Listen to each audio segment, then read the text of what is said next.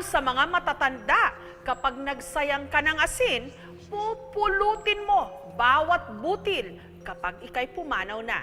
Paano na lang kaya ang mga nagsaboy ng dakot-dakot na asin sa isang sinapian daw?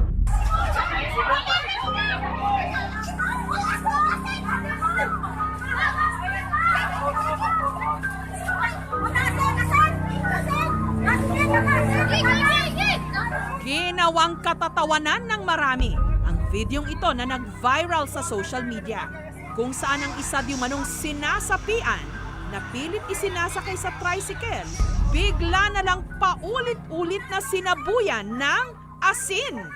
Dapat binuhusan ng suka at toyo at lagyan ng paminta para adobo na. Dapat si Salt Bay pinag-asin nyo. Naalatan yung maligno, umalis. Pero para sa mga nakasaksi, wala raw nakakatawa sa pangyayaring ito. Tunayan, ito raw ay nakakakilabot. Ang video nakunan sa Escalante City sa Negros Occidental. Kwento ng nag-upload na si Glenn. Nagkakagulo raw sa labas ng kanyang pinagtatrabahuhan noon dahil di umano sa sinanibang lalaki. Nakasugat-sugat na yung mga paa niya. Saka punong-puno ng asin. Sinabuyan po ng asin ng babaeng nakita niyo sa video. Matapos masabuyan ng asin, ang di manoy sinapian, unti-unti raw kumalma. Ang nagsasaboy ng asin sa video, ang babaeng ito. Namilingki ako, nadaan ako, tapos daghan kaing tao. Dagan po nako, nakakita kong asin sa atubang sa sentrum, dipunit po nako, kag gilabay nako sa tao nga, kisi-kisi. Hing anak ko, guniti ko dara asin. Buto pagbutay na kong asin, ang tao, murang hunong siya, kalma siya, anak bang pangisog siya ba? Dire sa mua, o makuanag spiritong lain, asin ra mo ang isabuag, mong pawan ra siya dayon.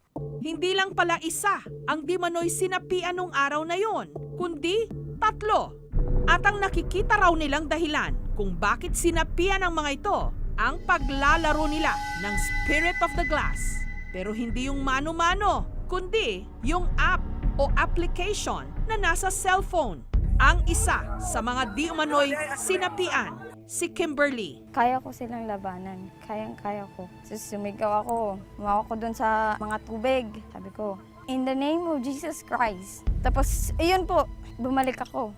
Tapos sabi nung guard, ilabas kita dito kasi parang sinasaniban ka din. Isang buwan daw matapos nilang mag-Spirit of the Glass, bigla na lang daw may kakaibang ikinikilos ang kanyang katrabahong si Judeline.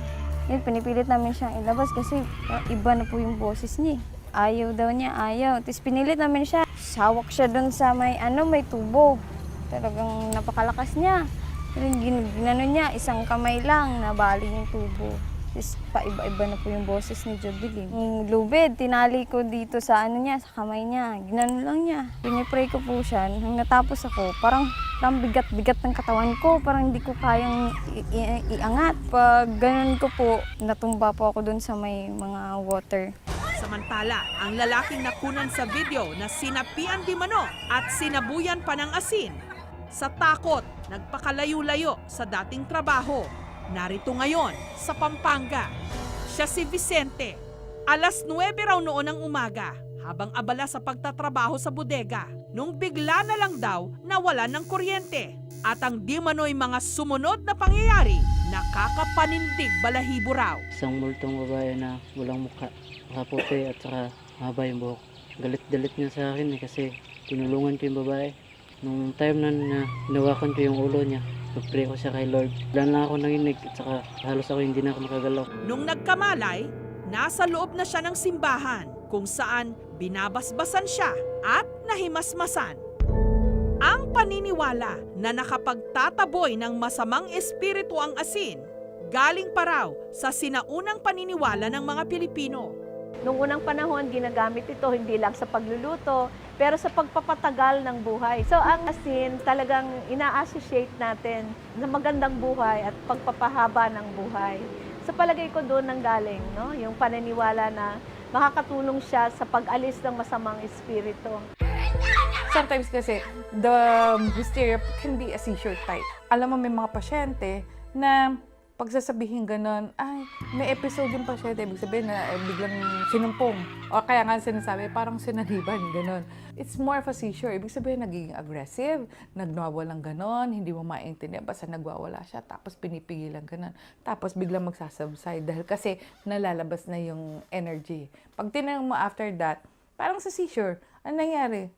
Ba't ako nandito? Spirits can use the power of the device. When I say power, I mean electrical power. I notice kasi when we use our equipment, ang bilis bumawas ang mga battery life ng equipment namin if we're doing an investigation. Let's say they played it once lang and then nasaniban siya 1 month after. I have my doubts that it's because of the app. Siguro kung araw-araw niya nilalaro, then most probably that would be a reason. In my mind and knowledge, parang it may not be related. He might have a different condition. I'm going to administer the sacrament of the sick. I did that, and then she became calm. My diagnosis is overfatigue, gutom, and maybe because of that you are emotionally unstable, then because of the brownout that aggravated the matter a little bit. Kulang ang hangin, ilabi na sa lalo-lalo sa bodega. At kung si Vicente lumipat ng trabaho, si Kimberly nag-resign. Marami ng mga kwento ng kababalaghan na nagmumula sa pakikipaglaro sa mga kaluluwa. Kung ayaw mong mabagabag, huwag mong guluhin ang mga nananahimik. Thank you for watching, mga kapuso. Kung nagustuhan niyo po ang videong ito, subscribe na sa GMA Public Affairs YouTube channel. And don't forget to hit the bell button for our latest updates.